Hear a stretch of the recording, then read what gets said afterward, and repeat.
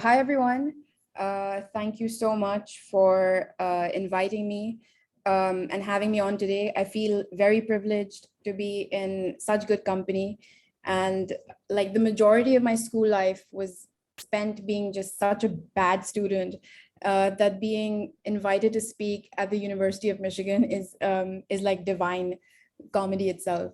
So just to introduce myself, for those who don't know, like Rebecca said, I'm a comedian and a writer from Pakistan. And a couple of years ago, I created an Instagram account by the name of Swineryy that I've been running anonymously.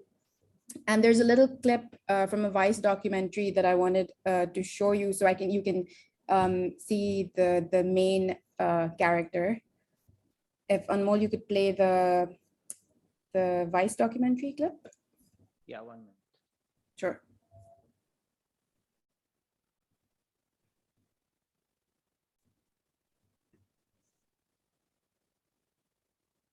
The first video, this one? No, this is the one. Actually, I'm so sorry. Can you play this one first? Comedy. The Vice. Yeah. That feels good. Really good. I mean, imagine Yeah. one person controlling 5,000, Yeah. making them just spin Yeah. like on a plate, like a plate on a stick. Right. That's pretty great. Yeah. Thanks, Anmol. Can you also play the second one of the Vice documentary? Yeah, this one.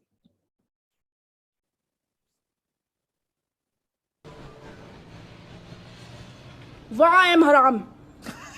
Why I am haram? I am cute just because I'm eating my shit a little bit sometimes doesn't mean I'm... अपने आप को कोई वो God ward समझते हैं नहीं मिल रहा यार एक छुट्टी का दिन है वो भी भगवान के साथ गुजार लें. Comedian Swineryy has dodged much of what women performers face thanks to her anonymity. Her characters have become so popular, they've entered pop culture lexicon across South Asia. Thanks, Anmol. So basically the pig that you just saw in the first video, that's me. That's the first video I ever made and I uploaded and it kind of blew up. And the pig, I guess, is the face of the brand and the brand being me. And in retrospect, this pig symbolizes so much and is at the same time literally just a pig in Pakistan. You know, he's questioning why he's haram. He's questioning why he's forbidden, like the forbidden rotten fruit, you know. And this guy, he's dealt with more shit than he's eaten, and that's not fair, right? So why do we hate him? He's got some questions, you know, for the Muslim community, and I felt that pigs were possibly the most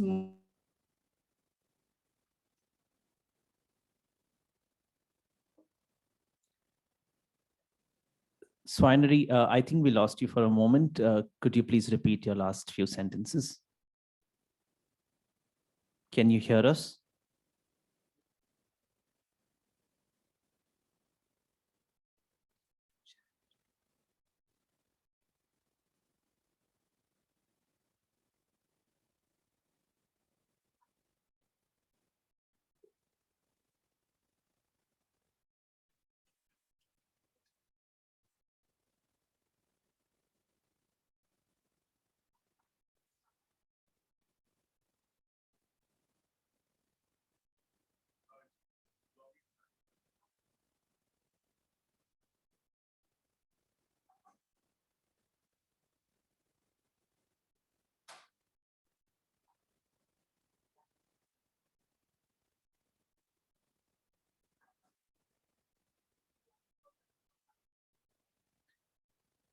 Yeah, to everyone joining us remotely, we are having some connection issues. Swineryy will try to join again and we will resume shortly. am I back? Can you guys hear me? Yes, we can hear you. God, I don't know what happened. And I don't know where I was. I just went off into some kind of rant, but can you I tell think me you where- were talking about why pigs are considered haram and why they shouldn't be. Yeah. So basically, I just felt like, you know, this guy's got a lot of questions, and for Pakistanis and for Muslims. And like, you know, he's got the whole world against him, you know, from the Muslims to the vegans and to the people that eat him up. And he's just such a harami, and but like in the best way possible. Like, I mean that as a total compliment. And he's got this Pakistani spirit, no credit to the country, but just his own innate strength to be kind of funny and say ridiculous, problematic things like he does and question the authorities. So I guess the first big video really set the tone for what the rest of my comedy was going to be like. And, you know, then came the Blue Maulvi Saab, who's like this religious figure. And I think it's funny that it was set up in a way that he was welcomed by, you know, followers of the Pig, and the Pig and the Blue Maulvi Saab share the same kind of followers. So it's a very diverse audience, and the set of characters is diverse as well. There's another clip I wanted to show. I'm sorry, it's Jerry Seinfeld again, but he's articulated the truth about comedy and comedians so well. Can you play the second clip, please? This one? No, This one. Yeah. this one, yeah.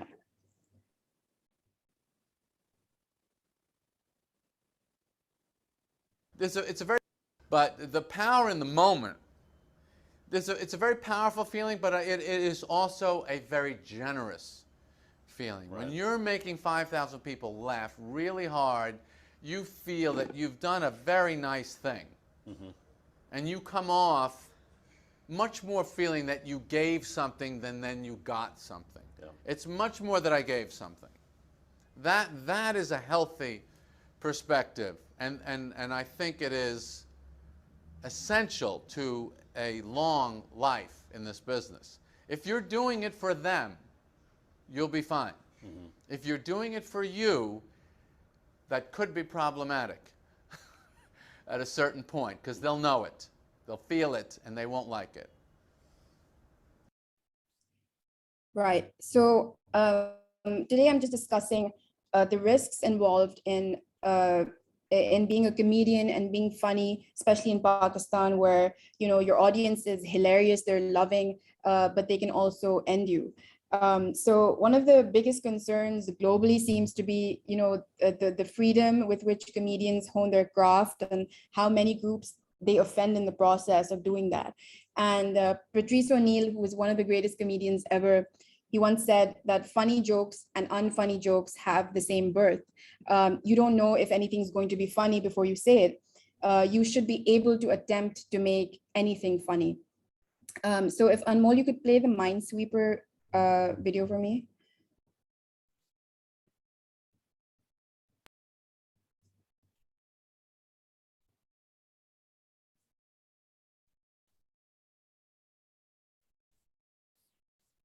Oops.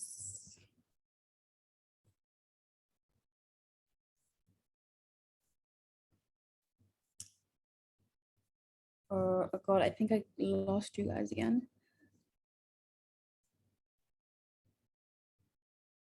You're good. I'm playing the video now.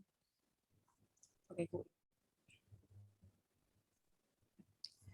So basically, I feel like this is a game of Minesweeper, if you guys remember, and I feel like being a comedian is like playing Minesweeper. It's especially true for a comedy in Pakistan. Like Minesweeper is like the single player puzzle video game, and the way I see it, the comedian is right there on top, like the smiley face, and it's addressing, you know, like a bunch of squares, and there's a timer, there's a time limit, and the objective of the game is to clear this board, which I see as, you know, winning the audience over and making them laugh. And the board contains hidden mines and bombs, which you have to be careful not to set off. And hitting a bomb on the board is like bombing on stage. And if you lose, the comedian dies. You know, if you're in the States, you may get canceled. If you're in South Asia, you may get physically canceled. You know, so there's, you know, you can either mindlessly play this game and the bombs will always go off. But if you really learn to play, if you can play carefully and calculatingly, then you can win the board every time. And in my personal life, you know, there's nothing I dread more than having to walk on eggshells around people. Yet it's interesting that so much of what I do and so much of what comedians do is basically exactly that. It's putting your neck on the line. It's constantly towing the line. This is what comedy is. And if you think about it, any funny remark that you make, that you've ever made, however harmless or playful or well-intended, is inherently a risk that one takes, whether the risk is dangerous, whether you can offend or hurt somebody, or worse, if it's unfunny and met with silence. There is no funny remark that doesn't carry some degree of risk. And the advantage that you have, though, as non-comedians, is that in that situation, it's highly likely that your listener and their sensitivities. For comedians, this risk is, ever changing. Each audience member comes with different settings, different walk of life, traumas, triggers, genders, orientation, ethnicity, and different ages even. And the ability to repeatedly bring together a room full or a hall full or an app full of all of these different people and make the kind of precise jokes that gets them all laughing at the same time is extremely unique and challenging. It's a challenging way of presenting like satire or exchanging ideas and creating art, especially when the comedian too is not the same and comes with their own conditioning and baggage. So this is an amazing skill, and stand-up comedians can workshop their jokes night after night, bringing it back to their lab and refining and writing and rewriting and shortening and lengthening and understanding the when and whys of the laughs. But this is a luxury that is not afforded to those comics who work online. Like, you only get one shot to kill. And in that shot, I mean, you have to please everybody. In a comedy show, the audience isn't going to walk out, but on an app, they'll head for the exit in the first 5 seconds. And online, you can't even physically hear the laughs. So you can't workshop the material, you can't measure the laughs. And for me, especially being anonymous with the medium I use and the kind of topics that I pick up, it's all very limiting. I have about 30 seconds to record and I only have floating heads to work with. I rely completely on dialogue and some expression. And I don't have any props. I don't even have limbs, So Instagram, as great as it is it's actually, it carries a huge risk of you just drowning in the numbers, regardless of if you have them or not. The algorithm, the views, the shares, likes, plays, the reels, the posts, the IGTVs, the stories, the right time to post, the wrong time to post, the engagement, the reach. None of this stuff are things that traditional comedians have to worry about. This is a muddying of the pool that is our mind, in my opinion. It's contamination, it's toxic, and it's dangerous for a comic and for the audience as well to measure the worth of the comic's words by numbers. So I don't check insights, with so many factors already influencing my everyday life in Pakistan, like society and family and government and religion. The last thing I need is like a report card from a free app telling me if I'm good or not. So you start creating for something else and it's not true anymore, and you lose why you did it in the first place. So I think one of the biggest risks is losing your mind and being consumed by this game. And it's a sad byproduct of existing online, because you can't escape it. On some level, it's going to get into your head, and it's not about the content, but your mind. It will stop letting your mind go.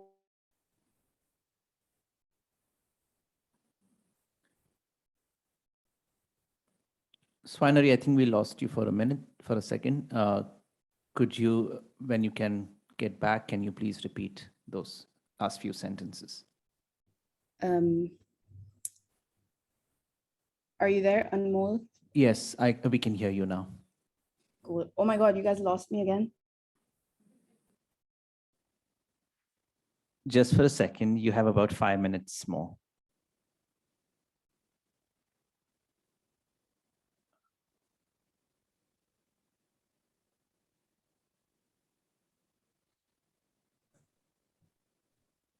Hello. We can hear you now. Okay, cool. Another thing I find fascinating is that my favorite comics of all time, they couldn't possibly be more different than me. I was, I think about myself as a young, brown, Muslim woman all the way in Pakistan, watching and understanding perfectly and being totally consumed by the work of people who were the literal opposites of me, like 60-year-old, cis white American men. And that's why I never wanted to limit myself or think of myself as a brown female comic, not because I'm ashamed of or don't want to associate with that, but because I really believe that, a comedian spirit is something else and lives beyond this. So I've always felt that I'm a comedian first and everything else after. It was only, actually, I had a video to play here, but I think we'll skip that. So I always believed that I'm a comedian first and everything else later. But it was years after that I came across this video of Quentin Tarantino, and he was talking about political incorrectness and the idea of how you can't do or say certain things anymore. And he said, I don't believe in that kind of statement because that's a self-fulfilling prophecy. If you say it's a problem, it's going to be a problem. If you try making something and then you think, hey, they won't let me do that, well, who the fuck is they? So when I heard that is when I fully felt like, okay, actually I am a Pakistani comic, because I really felt the geography. I felt where I was. I agree with the message, but for me, I obviously heard it. I heard it very differently because it became very clear to me that for my favorite comics, outside of social consequences and criticism, most of which is ignorable and online, there's nothing really to be feared. And I couldn't imagine having that kind of freedom. I still cannot imagine that. And I felt really stupid, like I've been living in a fantasy world, where I was equal in some way. And I it's like I didn't notice that I live in a country where a mob just lynched and murdered a Sri Lankan man for wanting to remove posters of a religious political party from his workplace. That I live in a place where Junaid Hafiz, a Fulbright scholar with a master's degree in literature, theater, and photography, currently is in solitary confinement, having been arrested in 2013. I believe with blasphemy charges and death sentence looming over him for allegedly making Facebook comments on an academic forum. With his initial lawyer, also he was murdered. So this is a reality that I was quick to cash that reality check as I realized that what Tarantino said when he said, who the fuck is they? Well, I can't ask that question before I create something because I know very well who the fuck they is, and I know very well what the fuck they can do. So my lived experience hasn't been bad, but we're talking about risks and possible consequences in this talk today, and the risk is always there. And when I find that creativity is being molded because of those fears, that's what I have a problem with. You defined by the right wing and the left wing or the algorithm, these arbitrary rules of where I cannot go, which unidentifiable shadows will be offended, a sanction on my thoughts, or where, and being policed and terrorized for trying out material. That is a risk, and it's a reality of doing comedy in South Asia.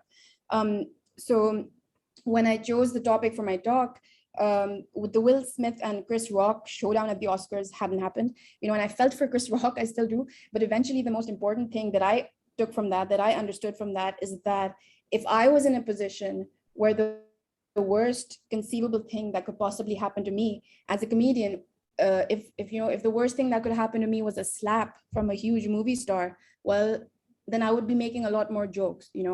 I think that people and the world needs to understand that freedom to fail is inherent in comedy and all comedy, and you don't become Moin Akhtar or Norm Macdonald overnight. So all you can do is practice, and if the world doesn't let you do that, what does that mean for you? I feel like if you're personally offended by, some religious joke I've made or anything else, that's fine. That's, people's right. But the problem comes in when an audience member or a viewer kind of seeks to stop anyone else from hearing the same material because it was personally offensive to them. So the risk isn't that I won't be able to upload or, record anything that I want to. The risk for me is more that eventually my mind just won't go to the places that it would have taken me to, and losing access to where my imagination and creativity would naturally go, subconsciously closing doors for me every single day and shaping the way that I create things. So the real risk of sounding funny is not being able to sound funny at all. And there is a last clip again from Seinfeld. I'm so sorry. I'm not even a huge Seinfeld fan, but it's, it's almost kind of scary what he's saying. He doesn't mean that literally, but in Pakistan, you'll understand when you watch it. Thank you. There's some kind of connection. I mean, you guys There's a gigantic connection. There's a bigger connection between a total stranger that's a stand-up comedian than someone that I've known my whole life in my family, or a friend who's not a comedian. Right. It's like I don't really know them, and they don't really know me. Yeah. But I can meet a comedian from Denmark, and in 5 minutes, he and I are more bonded than, and I don't think that exists in a lot of other professions. What do you think that is? There's a brutality to comedy that if you survive it, Yeah. you have become this creature.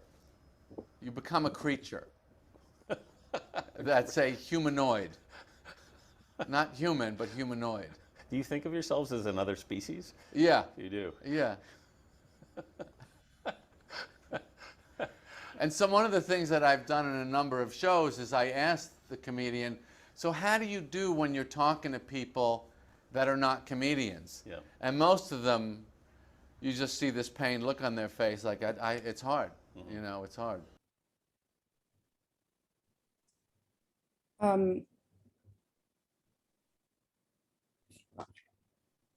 Thank you, Swineryy. You have anything else to say? I do actually. I'm so sorry. I don't know if Okay, you anyone's have about interested, a but minute. Okay. There is that last video that I really wanted to share because it's about the audience killing you, which I shared, which was the last video in the email that I sent.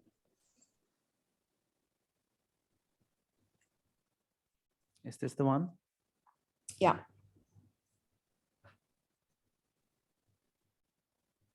It drives comedians. The laugh. Simple as that. Simple as that.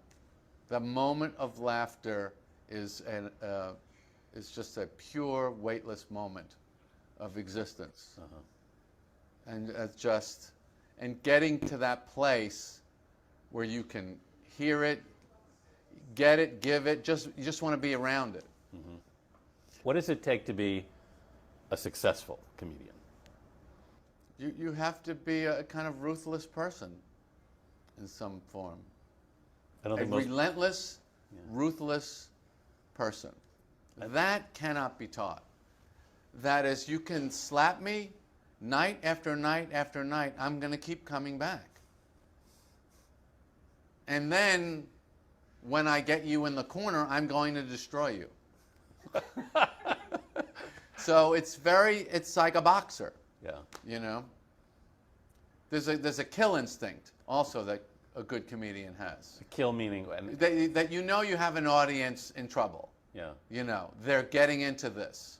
And then you start to pour it on. And then I'm going to really hurt them. You know, there's an energy and there's because you are outnumbered. Dramatically, you know. You sound like you're at war. Oh, it's totally war. It is. It's totally war. And so when you get an advantage over a foe that's really got the advantage over you, and then then there's a certain bloodlust. You make the audience sound like the enemy. They're not the enemy, but they will not. They won't hesitate to take your life, should that be necessary. That's true.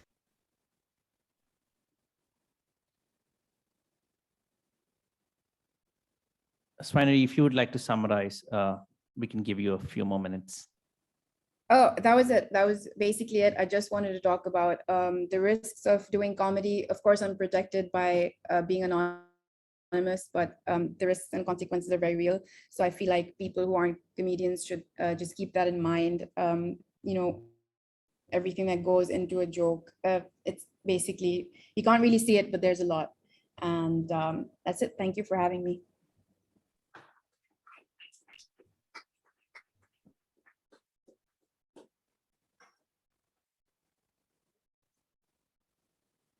Thank you so much, Swineryy. Okay, so our next panelist, Thank you.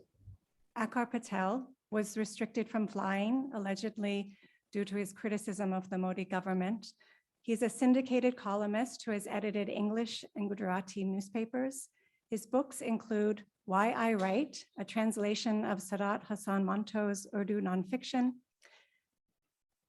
Our Hindu Rashtra, What It Is, How We Got Here, a study of majoritarianism in India and Pakistan, Price of the Modi Years, a history of India after 2014, and The Anarchist Cookbook, a guide on why and how to protest. He is chair of Amnesty International India.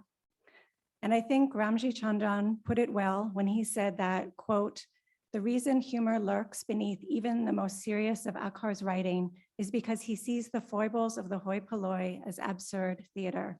Please join me in welcoming Aakar Patel.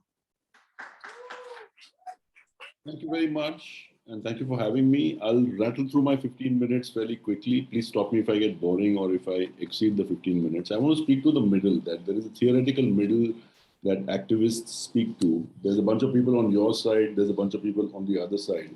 You're trying to get the middle that is either not fully committed to either side or not committed enough, and you're trying to bring them over with argument. In our part of the world, in India especially, the polity has become ossified in the sense that it's very difficult to speak to people who believe that it's okay for Muslims or Christians to be persecuted. So what is the space that is available to us as writers, as people who operate on social media, to be able to talk to that middle? And one aspect is humor.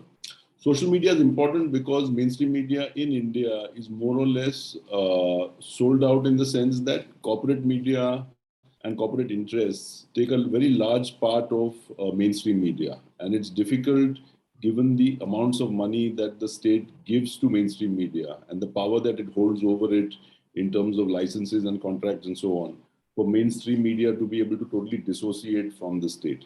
And this is a structural problem that can't be solved easily. In this space, how do you talk about facts that don't matter? And I think that that's what I'd like to talk about, not so much the comic aspect of it as much as the facts. And these facts are difficult to push through in a part of the world where books are neither bought nor read. And it's mostly social media and bite-sized information that is consumed and that is written. I'll just go through a series of things that I have compiled. This is from my last book. India has today 50 million fewer people working with jobs than did in 2014. So not only were we not able to add jobs in the last 9 years, not only were we able to keep the jobs that we had, we lost jobs that we had in 2014, but this is not discussed as part of the polity.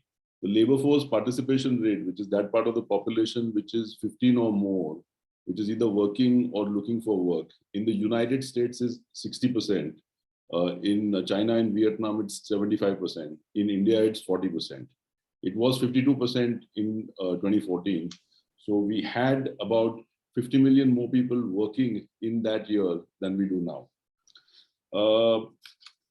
Within this smaller group of the labor force, unemployment hit a record high of 6% in 2018, according to government data, and has not gone down since. So we've got very low labor force participation, very high unemployment for the last 4 years, according to government data. We've not been challenged by the government, but not really spoken about. Manufacturing share of GDP, which was 16% in 2014, is today 13%. So the one aspect of the modern economy, where you get large numbers of people in the labor force to transition out of agriculture and poverty, would be through low-end manufacturing. Not only have we not been able to hold on to the numbers that we had, we've gone below them.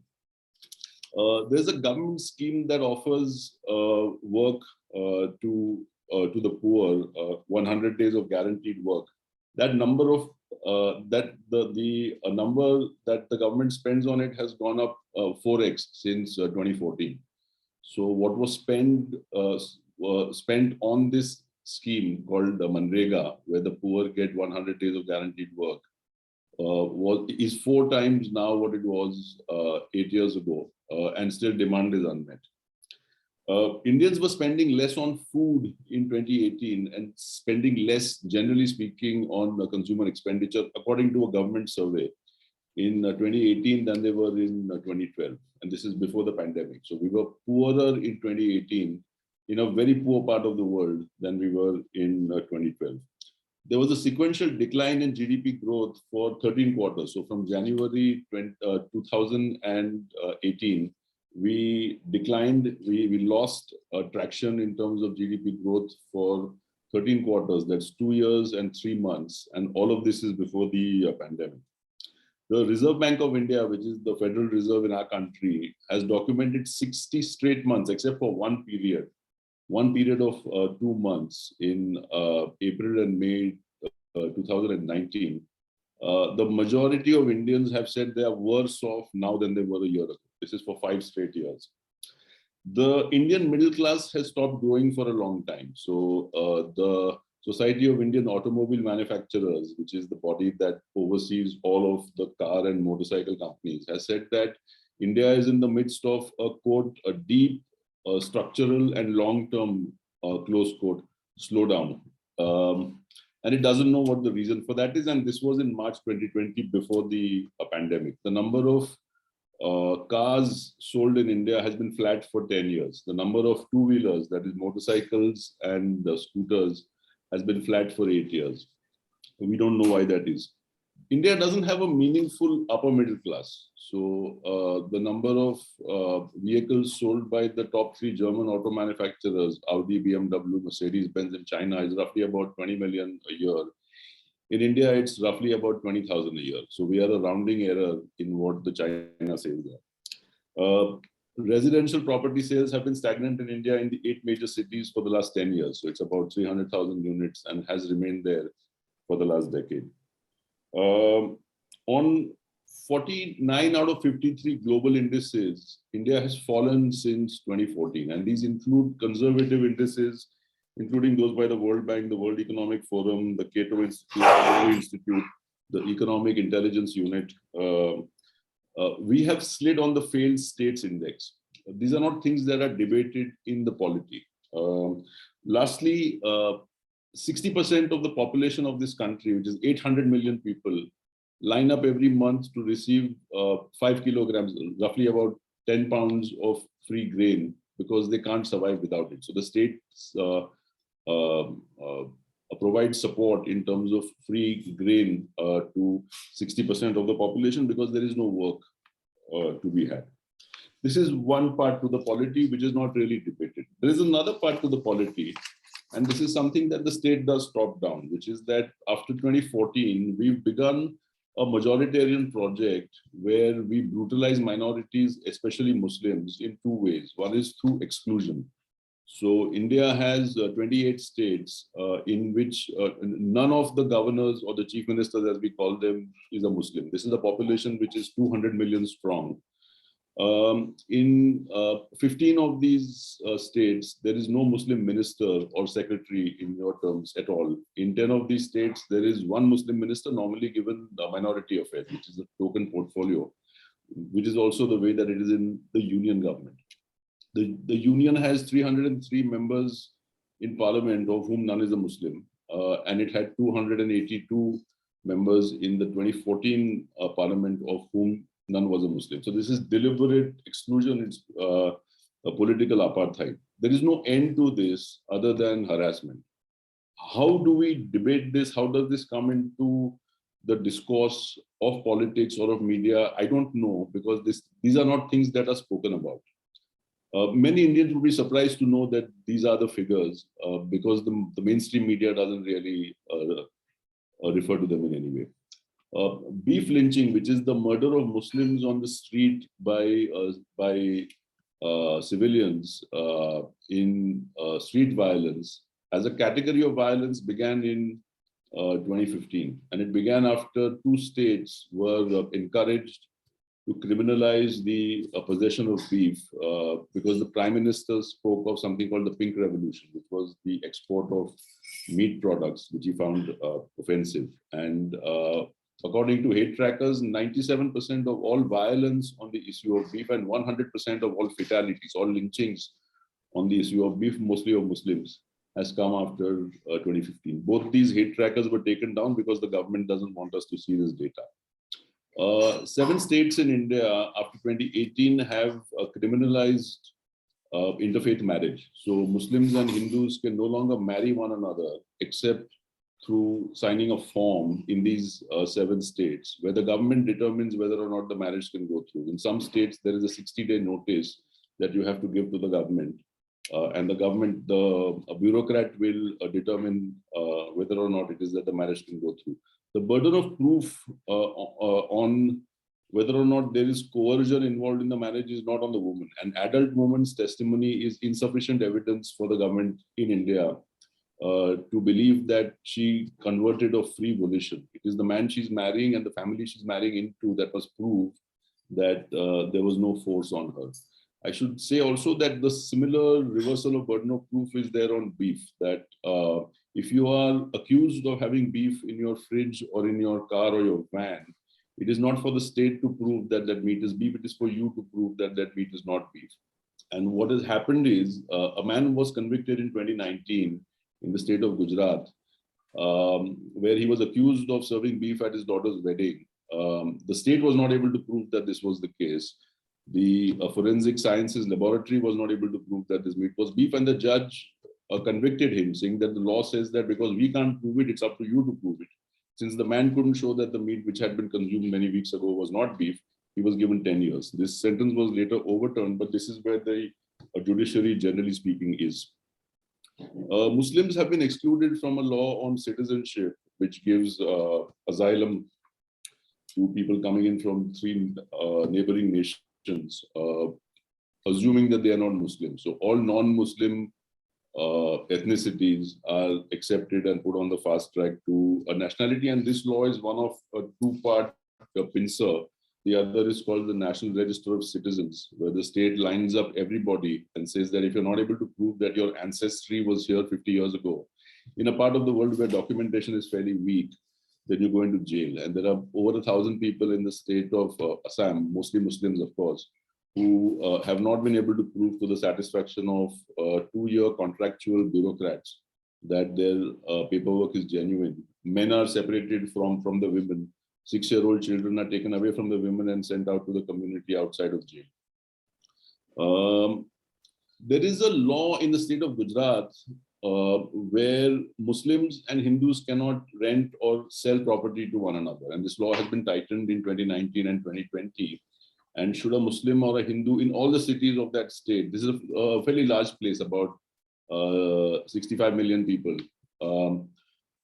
If they should want to lease, rent or sell property to one another, they need to fill out a form and an affidavit declaring their faith. And it's the bureaucrat that will determine if that lease or rent or sale will obstruct what he or she determines is improper, quote, clustering, unquote, of a community. So there's a sort of particular number, presumably, of Hindus and Muslims that they want living together.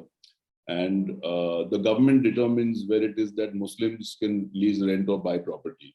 The law says basically that foreigners can rent and buy properties in that state where Gujarat's Muslims cannot. In Kashmir, which is the only part of India where there is no democratic government and has not been for the last 2 years, the government uses a weapon for crowd control, which is the 12-gauge shotgun firing bird shot, is fired into crowds, which has blinded over 1,000 people, including infants. It's killed more than a dozen people. It's harmed even the security forces firing it because the barrel has no rifling and the shot really goes out wherever it wants to. It's not a weapon used anywhere else in India.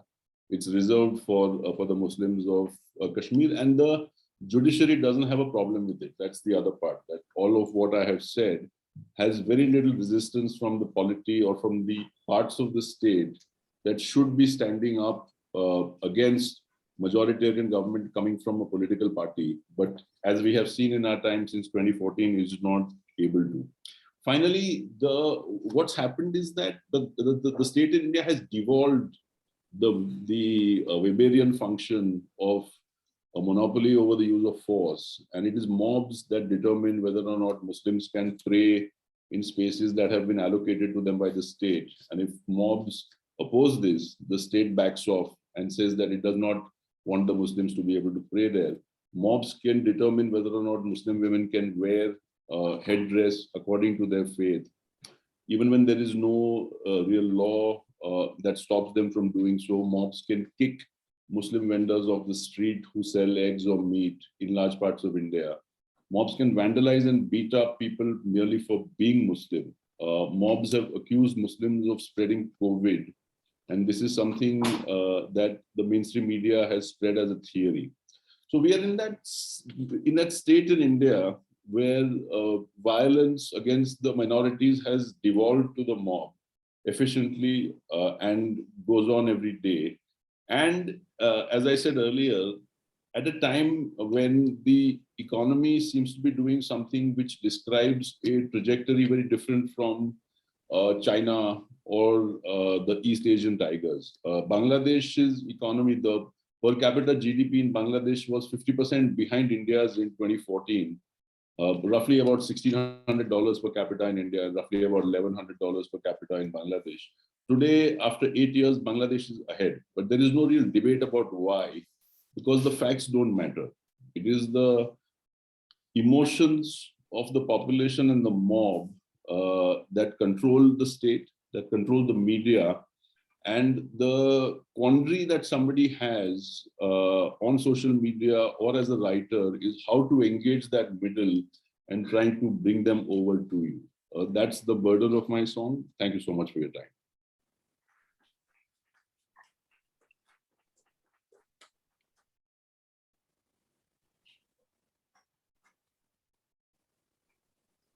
Thank you so much, Akash. Our next panelist, Anurag Verma, is an artist, podcaster, and political columnist based in India. He pursued a master's in arts and aesthetics from JNU, Delhi, and video editing course from FTLA, Pune.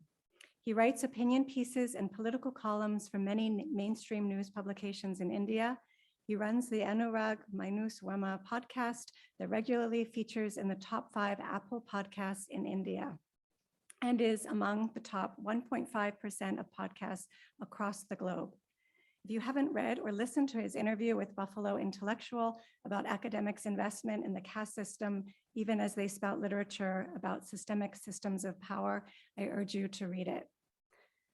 Please join me in welcoming Anurag.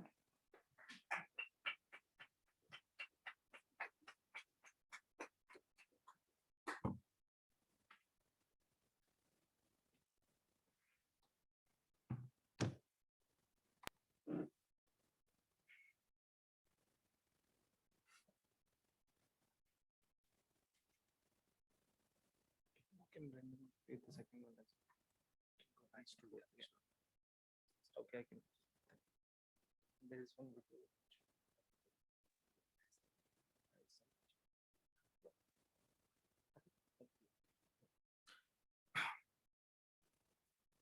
So yeah, hello everyone. This is not an academic deep dive into the history of humor and satire. Today, I only intend to talk about my own process of using humor as a device of social commentary through many different formats on the internet. So I personally deal with the two mediums. First one is the satirical sketches and the video documentaries. And the second one is the podcast that I run that is titled as Anurag Verma podcast. So I started creating the allegedly funny videos during the first lockdown where future seemed bleak and present made no sense whatsoever. So in that weird and uncertain phase, I decided to get back to what was once known as the authentic medium of loners, the internet. Killing time on my laptop, I was looking at the footage of my village in Rajasthan, which is in India. I had some unfinished and unattained memories associated with my village where I grew up. In the high definition world of Instagram filters, you try to hide the reality of your own culture. And I too never had the courage to show to the world where I belong to. So during the lockdown, I wrote a voiceover that had a deadpan style of humor, and I created a short video art, which was a fusion of vlog and documentary. So that video art tackled the issue of disappearing peacocks in the region, allegedly killed by the poaching mafia. It was a film about caste discrimination, about folk tales, about celebration and the unique ritual of my Dalit community, told in a humorous way. So when I created this artwork, then I realized that in my artwork, for the first time, I attended a different kind of freedom, and I was even ready to upload it on internet without having to worry about the consequences of uploading your work on internet. I used to be very scared of putting anything on internet because then you have to deal with and with the overwhelming number of reactions, and sometimes with the unbearable melancholy of not getting any reaction at all. So the existential situation of humanity when the pandemic began was one of the reasons which made me see the meaninglessness in life. This lack of meaning made me consequenceless. So I decided to I decided that why should I not talk about the things which have affected me greatly in my life, one of which is obviously the caste, and then of course a general blend of social and political issue using the craft of storytelling. The idea of using humor as a tool has many different roles to play. I think humor is just not related to laughter, but it has the power to dilute the misery of existence in a very individualistic sense. This is the reason I try to make fun of difficult situation or incident and try to find an angle to laugh at it. I think humor in that sense works as a coping mechanism. Especially if humor is directed against the powerful institution of society, then it does have a cathartic value, because you are also in a way taking revenge on an unfair society through the punch of your satire. Although sometimes there is high possibility of getting punched too, because the punchline in comedy in these days, these sensitive times, means getting punched after every line. Discrimination is an everyday occurrence for someone who comes from the background of oppression. Humor then become a form of everyday resistance.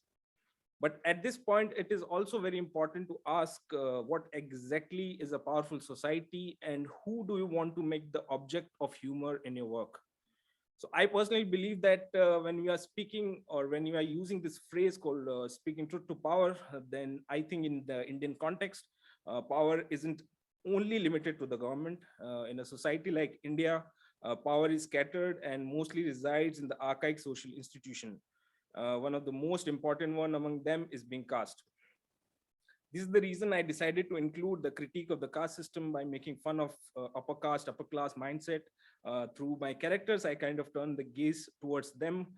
Earlier, it would be them making jokes on domestic helpers, drivers, reservations, vegetable sellers in the name of observational humor. I decided to, in fact, study them, their thoughts, their unique way of behaving and in public and private space. So I characterized these characters like there is one Ronnie Malhotra, who is the archetype of a privileged person who identifies as a casteless, sapiosexual, intersectional Marxist and thinks that oppression is a way of life. He had his own bizarre theories and takes about current politics that comes from his being pampered and having a very privileged, hazy lens on the society. Then I made a character named the Malhotra uncle, who is a business tycoon from Delhi, whose most profitable business deal has been inheriting the ancestral wealth. The character work as a critique of the hardcore capitalist mindset, which intersect with the purity of caste. Then I created a character of Rocky Iyer, who's a NRI character who left India due to affirmative action policies. And in his own words, the biggest rave party that he has ever been to was the Mandal Commission protest in 1990s. So basically, at this point, maybe we can play that Ronnie Malhotra's video, yeah, for the audience.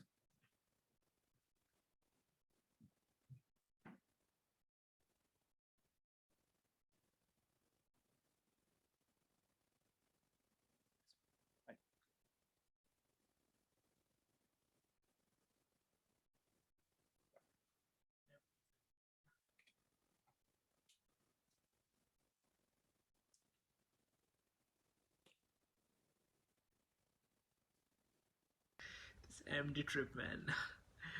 My God, I love MD. So on social media, there is whole debate about oppression and oppressor, and some people are also saying that Ronnie, you are also from oppressor community.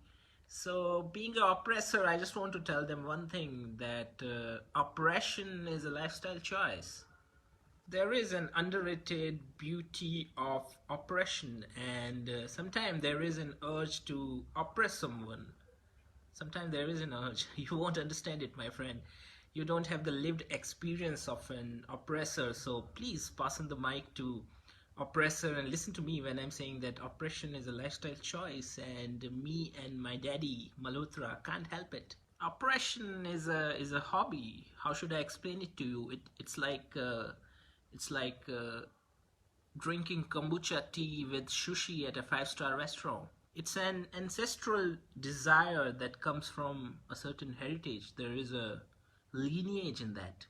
So I think you should get oppressed. It's not that bad. After a while, you'll start enjoying it. So stay calm and get oppressed. And please don't gaslight us. When we are telling you a story, it's our lived experience. Listen to us. Don't gaslight. Please.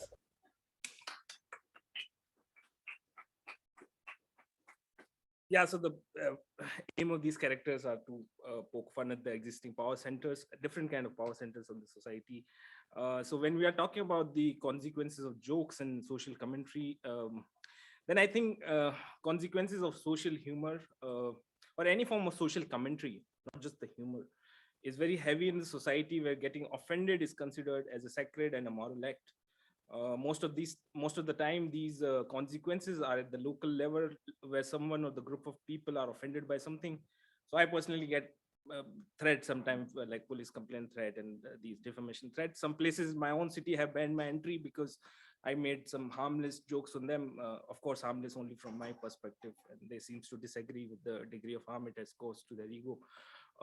In my own state where I belong to, which is the Rajasthan, then I belong to a community called Meghwal community. So last month, a man was killed for sporting a mustache and because he was posting quote unquote stylish pictures on social media. And that hurt the ego of dominant caste who killed him. Then there was a story of a Dalit man from the Meghwal community who didn't like a film that is currently favorite of many Indians because of the political reason, and he wrote an opinion on Facebook which has resulted in him getting assaulted and physically humiliated. So one must ask that how to navigate this space in overtly moralistic and unequal society, and how does one present a critique of society through the craft, and what kind of forms you can use to express yourself. I personally feel that the power of pop culture is immense, and it is important for oppressed to seize the pop culture to express themselves. At this moment, I would also like to discuss the podcast that I run. The podcast scene in India is a very new medium, and like any other medium, it is controlled by people of the dominant caste, where they discuss the issues that are useful for them. I have tried to change it by bringing in the intellectual from the repressed classes and subalterns to discuss social issues from a ground level perspective. This was also unique because most of the Indian mainstream media is captured by the Aakar journalist, and if there has to be a conversation with a Dalit or a Bahujan, then the moderator would also be the upper caste. So there is clearly an imbalance of the hierarchy in such kind of conversation. It's like a researcher going to a Dalit slum with noise cancellation headphones and trying to listen if subaltern can speak. But when Dalits and Bahujan are talking among themselves, that too in uninterrupted podcast, then the experience itself is a very different kind that can be informative, cathartic, and very authentic in nature. Even with my podcast, I try to blend some form of light humor with the intellectual conversation to make the podcast to some degree entertaining yet informative. The podcast created its own bouquet of powerful anti-caste voices, which were so far not much represented in the mainstream discourse. It's a very new podcast that was launched around only a year ago, and it is about to complete its 50th episode. It's now among one of the most heard podcasts and ranked among the top podcasts globally. At the same time, it is absolutely free to consume. There is no paywall, even without no ad revenue and zero corporate support. So the idea here is to create an alternative knowledge system. I do believe that rather than waiting for quote unquote passing on the mic, the oppressed needs to create their own platform and build their own mics and seize the popular culture spaces to express their ideas. So these are some of the formats which I'm working, creating, and trying to exist in the society in whatever format that personally brings me and my community some form of meaning and happiness. In a world where pleasure is forbidden, happiness of the oppressed in itself an act of resistance. Thank you so much, and Jai Bhim.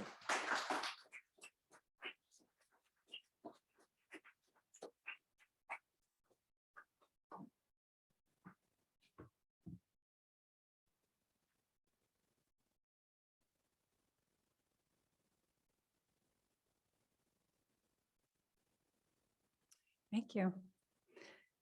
Our final panelist is Akash Banerjee, a satirist and founder of India's largest social and political satire platform, called the Deshbot. Akash spent a decade in news television as a reporter and anchor. He's also authored a book on the working of broadcast news titled Tales from Shining and Sinking India. Before starting on his digital venture as a satirist, Akash also worked with Radio Mirchi, India's largest FM network, as vice president. His advice for satirists: stop trying to prove every bit of lies as wrong. You'll go crazy because of the flow of shit is so much. Presently, Akash tries to punch up to power using satire and hopes to stay out of too much legal trouble. Thank you for joining us.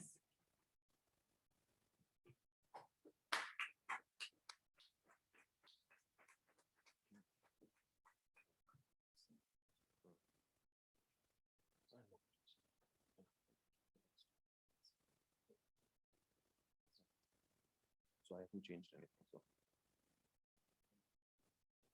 So this one, first one. Thank you.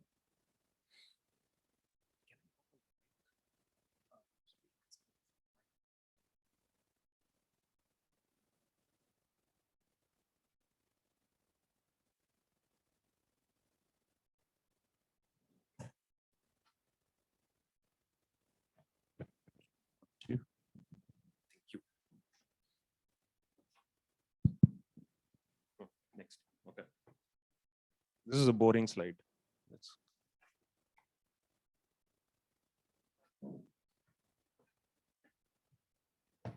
Okay. So if there are any grammatical errors, just forgive me. This was made this morning at 4 o'clock. So some benefits of jet lag is that you managed to make some PPT presentations. I'm not going to. The point is, a few of you would know a lot of this. A few of you might not. The idea is to put on record what is happening. I think it's very important. We are living in a very interesting time and very tough times. I wish this was a joke. This is what is happening to journalists at this point of time. For those who don't know, and this shows the power of YouTube also, because YouTubers are getting detained and getting stripped in Madhya Pradesh, and they criticize the local MLA. So this is what happened to them. So it's not a very glamorous life, what you think of YouTube guys as entertainers rolling in expensive cars. So a lot of comments also started coming in that I should start wearing branded underwear, given the things how they are flowing at this point of time. It's amazing that my mom, who being a typical Bengali woman would be very scared of what her son is doing these days, actually called up and said, stop wearing underwears that has holes in them, which is a little bit of a middle class thing. But anyways, here is the fun bit, by the way. This is the explanation of the police for why these guys were stripped, so that they don't hang themselves in the cell. So for their safekeeping, they were stripped. This is not a joke anymore.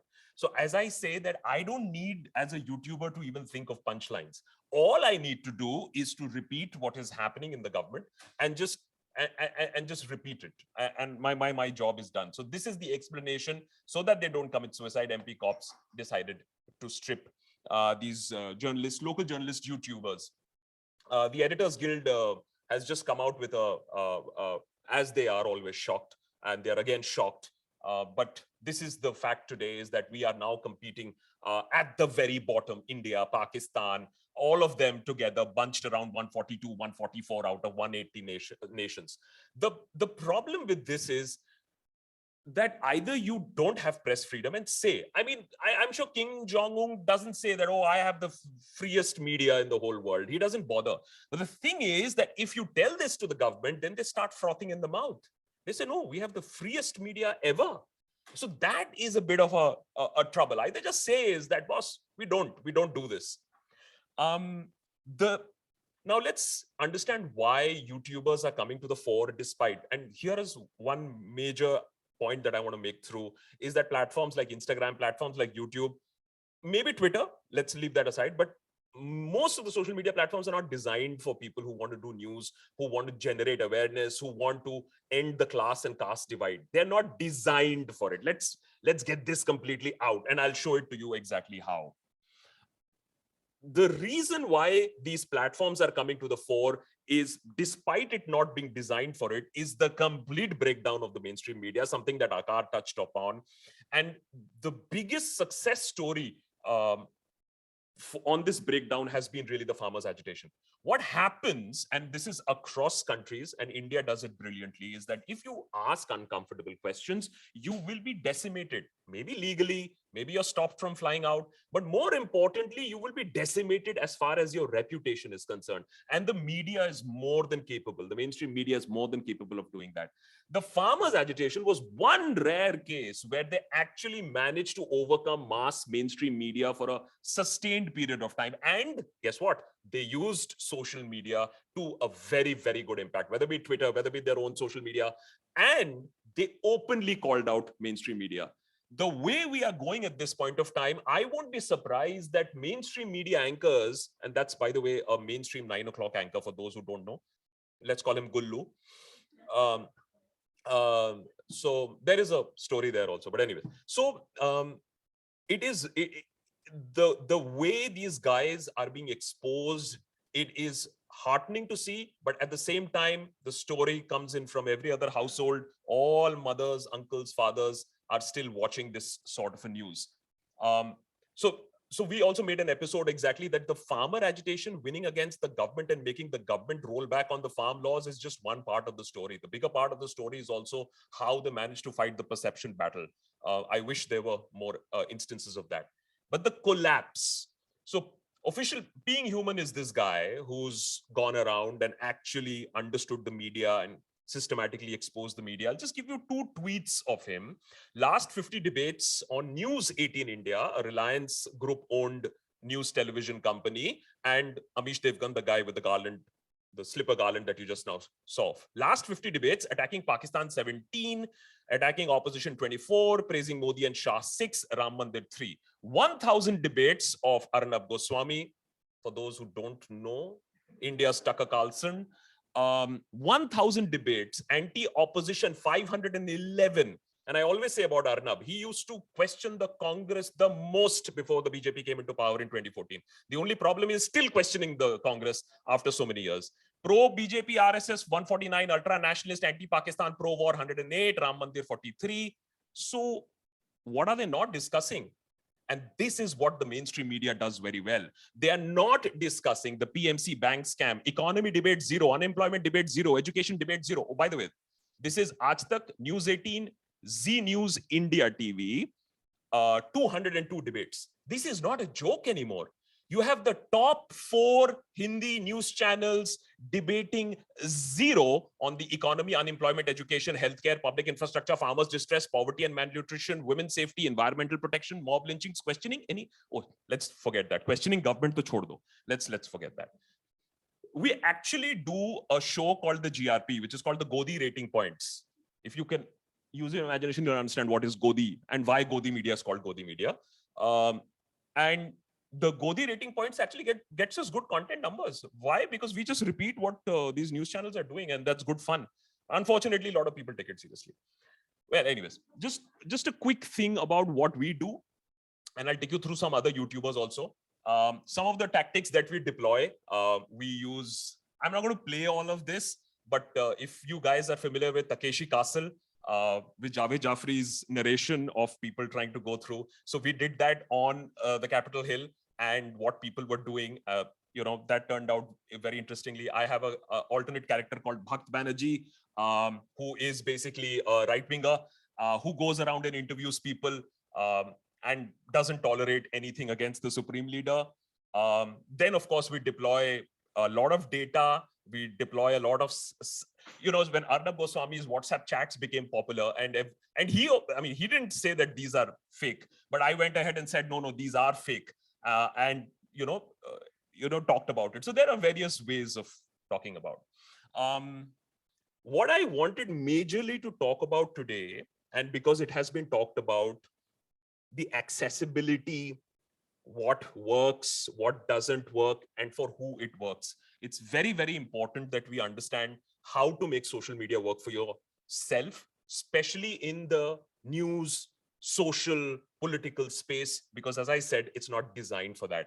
We started about 3.5 years ago. We are sitting at about 2.5 million on YouTube, on Instagram, on Facebook and Twitter. If you put it all together, we are closing to about 5 million without spending even 1 rupee on any sort of promotion, any sort of marketing.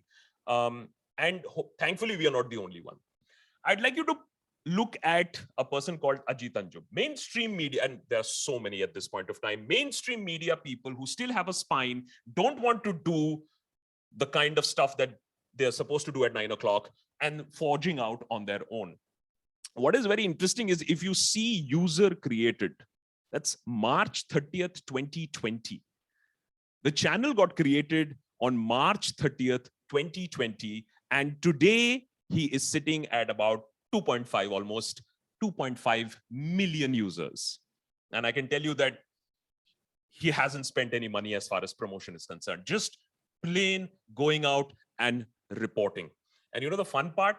Senior guy gives me a call when he's starting the channel and just discusses what can be done, what is this? Rediscovering, starting from zero, without any ego, and just trying to understand how social media works and how YouTube works. And I can assure you, ladies and gentlemen, despite these platforms not being designed for such content, because they would, I'll get to that, you can crack the formula if you are willing to understand, appreciate, and start basically from scratch. Dhruv Rathi is a very, very common example that people take. He's sitting at about 7.2 million video explainers, political news. What is interesting and why I've put this here is he cracked 2 to 3 million or 2.5 million with just an iPhone. Actually, maybe it was not even an iPhone. So there is this whole misunderstanding that you need a lot of understanding, lot of resources, lot of backup as far as starting a channel. Not at all. There are many, many examples. I mean, TikTok, though it's littered that you don't need anything. I think we really think a lot. Abhisar was doing it for other channels, started his, don't look at the user created because it was a dormant channel. Within 8-9 months, he's cracked 1 million because he started working on his own channel. Look, and I'm particularly proud when I see the marginalized, the voiceless in the mainstream media. I mean, there is no, yesterday we also discussed that there is no debate over it that Indian news networks, newsrooms are upper caste dominated. There is no debate over that. But look at the sheer numbers. YouTube channels run by Dalits have millions of subscribers. New segregation in India or the emergence of a much needed diversity in media ownership.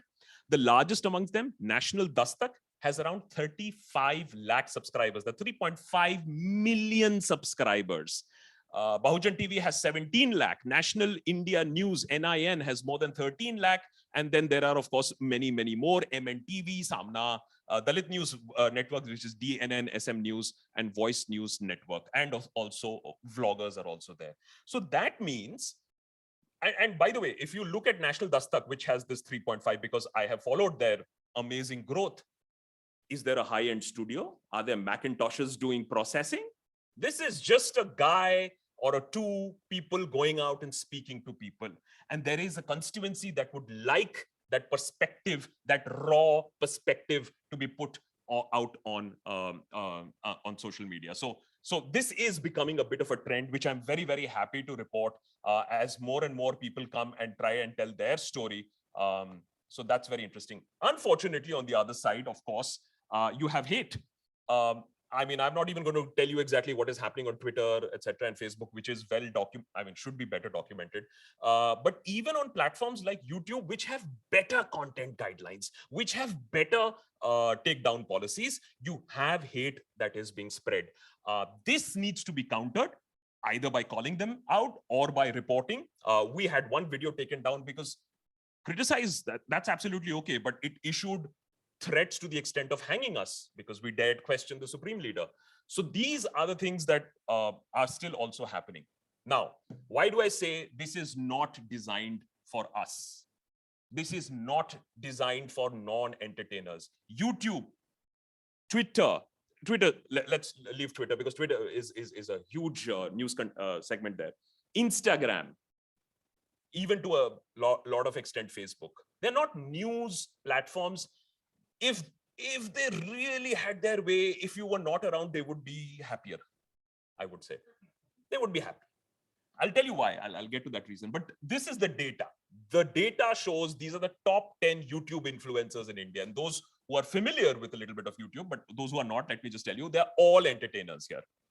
These are entertainers, fashionistas, skit makers. This is it. That's how it is. And these are the guys who are rolling in the money, by the way. These are the guys who are getting the sponsorships. These are the guys who are getting the associations. They are the ones who are rolling in the money. And that's why I'm coming back to this, is that the problem with social media is that if you're not making non-news content, if you're making fun, frivolous content, girlfriend, boyfriend content, opening things up, or tech content, then you are the one, okay, not Mr. Beast, but still getting a lot of money. On the other hand, if you're doing news content, if you're doing social content, that's a problem. Just before I left, I was supposed to take a flight within a few hours, and I got this. This is a coffee table book that YouTube sent. It's a thick coffee table book. And I was a little sad to open it, is because it had profiles from YouTubers across India. And I'm not saying it for myself, but it did not have any YouTube creator in the field of news, in the field of social issues, in the field of politics, zero. It's all a happy, happy book. Look dance, look food, look cooking, look education a little bit, yeah, but that's about it.